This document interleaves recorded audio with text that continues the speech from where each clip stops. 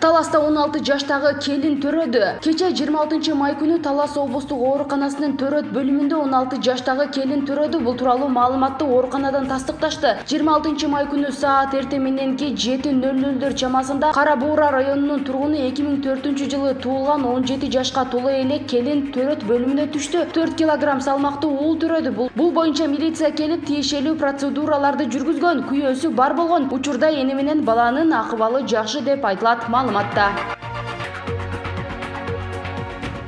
Атамбаев: мен түрмөдө болсом да намысым менен өлөм. Камактагы Алмазбек Атамбаев: мен булардан эркиндикти сурабайм, керек болсо түрмөдөн намысым менен өлөм деп кесе айтыптыр. Албетте бийликтин жетим жүгүртүктөрүнө мыйзамдуу алкакта чыгууну самаган экс-президент соодалашуу менен эрдикке жетүүнү каалабай коюптур. Көп сунуштар айтылат. Россияга кетип калбайсызбы дегенде да терс жооп кайтарыптыр. Сөккөнүн уккандар каңгуулашты. Демек Атамбаевди түрмөдө эле көтөрүп чыгары ыраспы? Чын эле ошого баратабызбы? Бийликте көсөмдөр болбой, коркоолор алдай баштаганы ушулбу? Айтор Атамбаевди түрмөдө да сындыра албай койгонун көргөндөр таң калышууда. Булак Азия Ньюс гезити.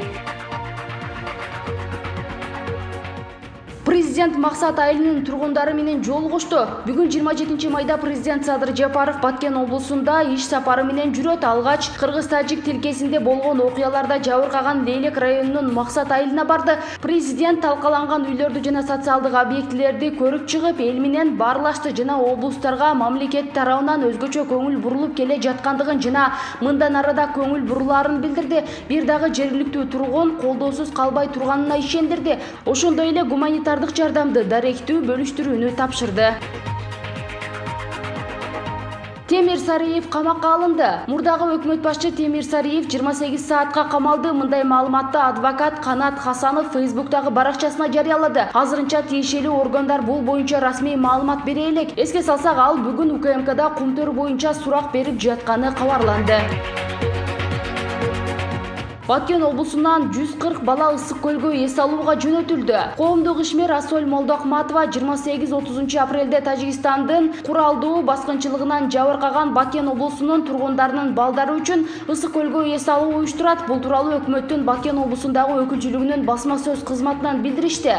Облустун чегирадагы аймактарынан барган 140 бала, 6 мугалим 10 күн ысык көл облусунда болушат. Мындан соң алар Кадамжай районундагы Семетей лицейинде да 15 күн эс алышат. Бүгүн балдар 27 майда Ош аэропорту аркылуу Тамчы аэропортуна учушмакчы.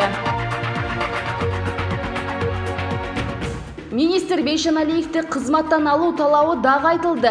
Жогорку кеңештин депутаты Рыскелди Момбеков саламаттыкты сактоо жана социалдык өнүктүрүү министри Алымкадыр Бейшеналиевди кызматтан алуу маселесин парламентте кайра көтөрүүнү сунуш берди. Бул тууралуу эл өкүлү парламенттин 27 майдагы жыйынында билдирди. Ал Бейшеналиев коронавирусту уу коргошу менен дарылоо сунушу менен Кыргызстанды дүйнөгө уят кылганын билдирди. Эми болсо президент Москвага барып, орус президенти менен уу коргошу жөнүндө сүйлөштү деп кайрадан калпты айтты. Дагы жакшы Эрбол деген бала апыртпа экенин айтып чыкты. Ушул жерде 84 депутаттын добушу менен саламаттыкты сактоо министри жумуштан алынсын деген токтом кабыл алынган. 84 добуш менен импичмент кылып президентке кетирсе болот, башкы прокурорду кетирсе болот. Эмне үчүн саламаттыкты сактоо министрин кетире албайбыз?